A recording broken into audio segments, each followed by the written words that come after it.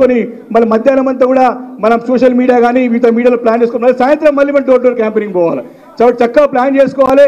ఇప్పటికే సోషల్ మీడియాలో కూడా చక్కగా వారు ఇన్వాల్వ్ అవుతున్నారు, ఎంపీ గారు ఇన్వాల్వ్ అవుతున్నారు. అన్ని నియోజకవర్గాల్లో సమాచారం సేకరించుకొని వారు ముందుకు వెళ్తున్నారు. కాబట్టి మళ్ళీ మన నియోజకవర్గ వారిగా మన అధ్యక్షుల వారు వారి యొక్క దిశానిర్దేశం చేస్తారు, వారు మనకు అడ్వైజ్ చేస్తారు.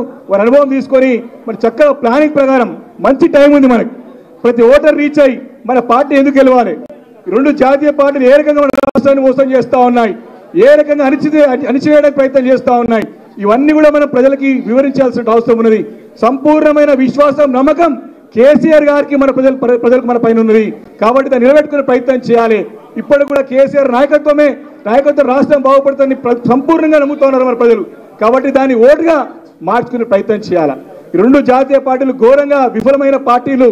కాబట్టి మన రాష్ట్రానికి ఏం చేయవు కూడా. కాబట్టి వివరించి బీఆర్ఎస్ పార్టీ మన ఎంపీ అభ్యర్థి పార్లమెంట్లో ఉంటే మన గురించి గొంతుకునే మాట్లాడతాడు, మనకు రావాల్సిన హక్కుల గురించి పోరాడతాడని చెప్పి అభ్యర్థి కూడా మంచి అభ్యర్థి కాబట్టి మనతో మమేకమై కలిసి వచ్చే అభ్యర్థి కాబట్టి మనకు అది కూడా అడ్వాంటేజ్ అవుతుంది. కాబట్టి చక్కగా పనిచేసుకుంటూ ముందు పోవాలని చెప్పి కోరుకుంటూ మరి ఇప్పుడు కృష్ణారావు గారికి ఆరోగ్యం బాగాలేకుండా ఒక నిమిషం మాట్లాడాల్సిందిగా కోరుతా ఉన్నాను.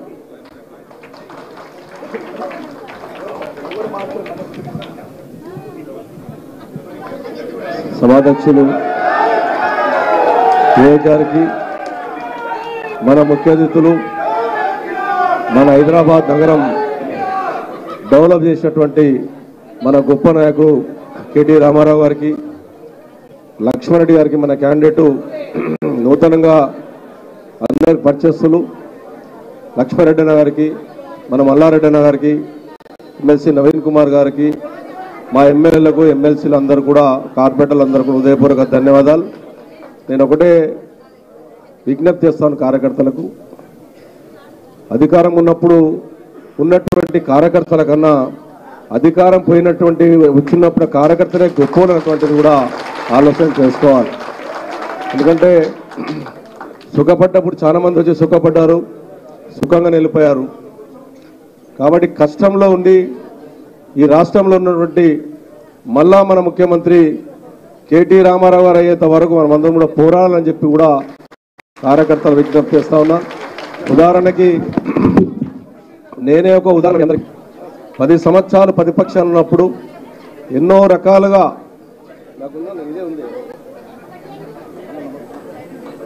ప్రతిపక్షంలో ఉన్నప్పుడు చాలామంది కార్యకర్తలు నా వెంబడి పనిచేశారు.